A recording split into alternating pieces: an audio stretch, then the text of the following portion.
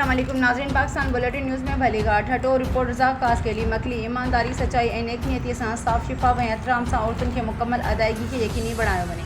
ज़ुल्फ़िकार अली शेख मुस्तहिक़ औरतुनि जो पैसो कंहिं बि सूरत में बर्दाश्त न कयो वेंदो। DGBISP ठटो अंगारो 26 June 2024 director general Benazir income support programme Sindh Zulfiqar Ali Sheikh camp site मकी जो दौरो कयो ऐं रक़म जी अदायगी में शिफ़ाफ़ियत समेत समूरी सूरत हाल जो जाइज़ो वरितो। उन मुख्य पिन चयो त मुस्तहिक़ औरतुनि में रक़म भरण जे अमल में शफ़ाफ़ियत खे यकीनी बणाइण लाइ कैंपूं क़ाइमु कयूं वयूं आहिनि। हिन BISP जे ऑफिसरनि ऐं बैंक टेलर खे हिदायत कई त इहे पंहिंजो फ़र्ज़ ईमानदारी सचाई ऐं नेकनीयतीअ सां सरअंजाम ॾियनि ऐं औरतुनि खे रक़म जी मुकमल अदायगी साफ़ शिफ़ाफ़ ऐं बाइज़त तरीक़े सां यकीनी बणाइनि। हिन चयो त मुस्तहिक़ औरतुनि खां रक़म जी कटाई कंहिं बि सूरत में बर्दाश्त न कई वेंदी।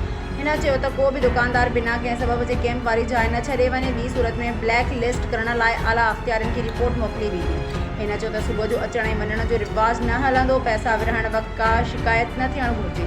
हिन मुस्तहिक़ औरतुनि में रक़म जी विरासत जी डेटा बेशमूल कम्यूनिटी रजिस्ट्रेशन मोबिलाइज़र ऐं बैंक रिटेलर्स जे रक़म जी वर्ष ऐं ॿियनि मामलनि बाबति ॼाण वरिती ऐं हर मुमकिन सहकार जो यकीन ॾियारियो। उन खां अॻु डायरेक्टर BISP रियाज़ भुट्टो ऐं असिस्टेंट डायरेक्टर ज़िया काज़ी पिणु डायरेक्टर जनरल खे मुस्तहिक़ औरतुनि में रक़म भरण बाबति तफ़सीली ब्रीफिंग ॾिनी। उन मौक़े ते ज़िले information officer Thatta Mahfooz Ali Soomro, assistant Abdul Shakoor Memon ऐं ॿिया पिणु मौजूदु हुआ।